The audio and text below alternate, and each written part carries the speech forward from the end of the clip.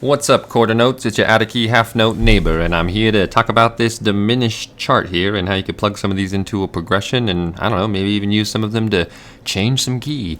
So let's step right into it. Let's do the key of C as an example. We'll do a 2-5-1. So we got a D minor 7, G7, C major 7, A minor, and we're going to use this bottom line, the dominant subs, to plug those in instead of the G7, the 5.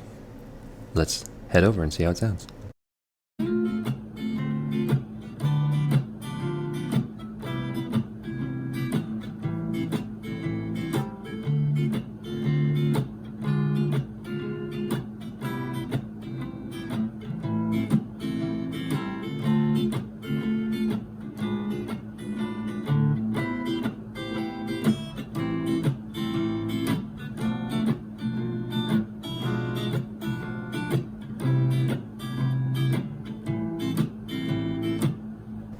Wasn't that lovely? Now, you may have noticed that sneaky B half diminished there.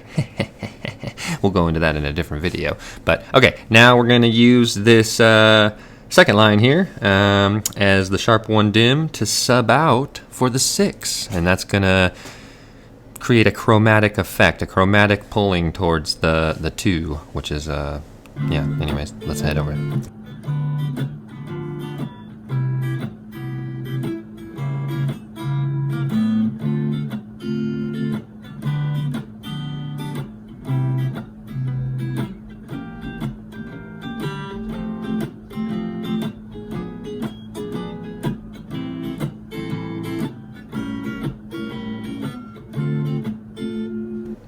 Beautiful, beautiful. Okay, now we're going to use this first line here, the leading tone. Don't worry about that key change thing. And yeah, we're going to plug that in. Oh, sorry, I was popping my back there. We're going to plug that in and finally see how it sounds. All right, let's head over there. Okay.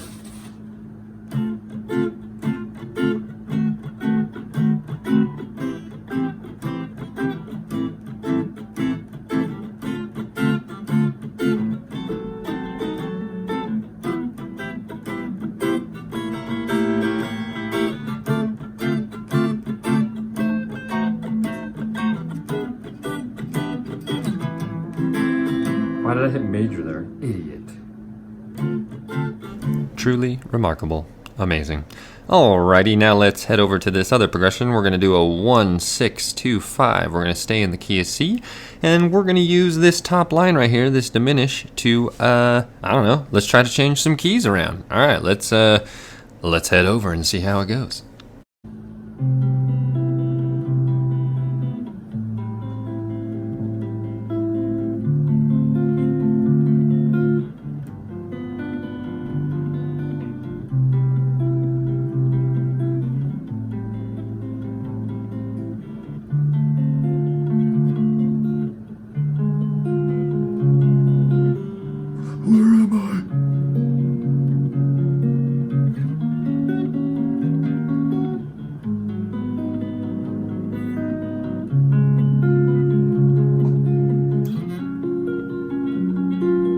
F sharp, what the heck, how'd we get there? Well, let's take a look.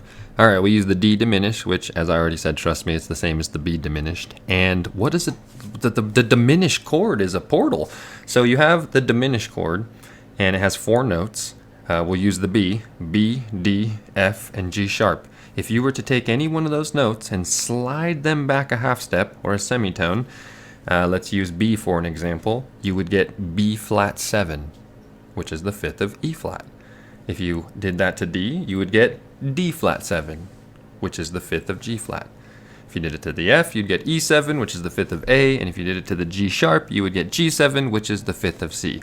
So when we have our diminished chord, depending on which one you want to slide back, you know, that depends on where you're going. So in this particular case, we had the D, we slid back the D to the D flat, we had a D flat 7, and that put us in G flat. Why the hell does this progression say F sharp? Sorry about that. I gotta work on those sharp flat markers. Okay, anyways, let's try to do it again. All right, let's use the B, and we'll slide that back to make a B flat 7, and that is the 5th of E flat. So let's see how it works. Let's head over.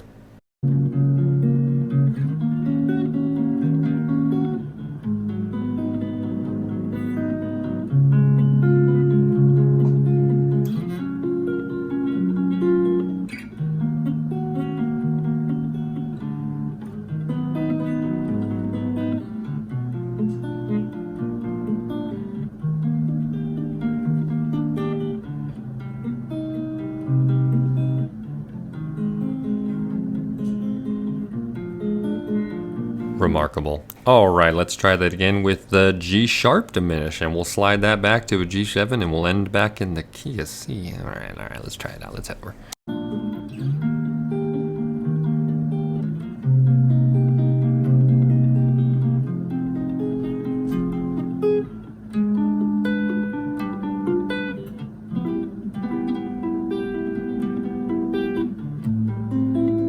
Complete insanity. Alrighty, and let's finish off with the F diminished, and we're gonna slide that back to make an E7, which is the fifth of A, so that should put us into A. Oh, and let's do A minor.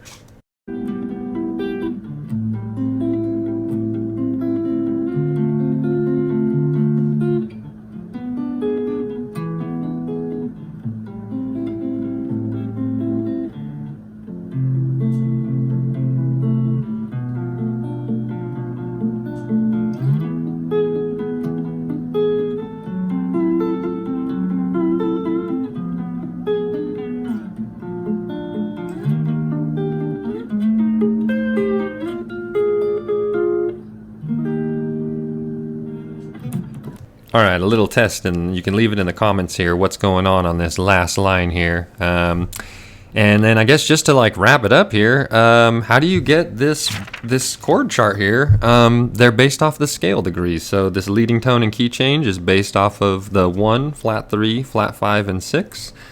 Your sub 6 right here, the middle one, the green one, is going to be based off of your flat 2, your 3, 5, and flat 7. And your dominant sub is going to be based off of your 2, 4, sharp 5, and 7. So, well, there you go. Short, pretty crappy video there, just to kind of show you how to plug in these chord. Well, actually, you can play them as arpeggios too. They're pretty handy, man. The diminished are really handy. That's why I kind of had to make this video, just because they're so fun. Yeah, start out with the dominant subs, try those out, kind of plug those in, and then kind of, I would say, work on the what the hell is this? The one that subs out for the 6. It's just that chromatic one. If you're in like a C major 7 and then you do a C sharp diminish, it leads you right into that D minor beautifully, and it's like, you know, classic kind of run. You can hear it. And then the leading tone one is beautiful. And then the key change, you know what? I don't know how I feel about key change, probably just because I'm terrible at it, but I'm kind of like, can't you just express everything you want in one key? No, I'm teasing. I half teasing, but I do need to get better at the key change. Anyways, okay, keep playing later. I forgot to add something. All right, so if you this whole video was nonsense and you just didn't understand any of it because I'm a terrible teacher, well, then it's okay, because you can just try one thing, which is pretty cool. Right before you're about to go up to a chord, play a diminished arpeggio a half step behind it. So, for example, you're going to a D minor. Right before you go to that D minor, go to the C sharp arpeggio, into the D minor. If you're going to go to G7, play it F sharp diminished arpeggio, into the G7. It'll work. Do it.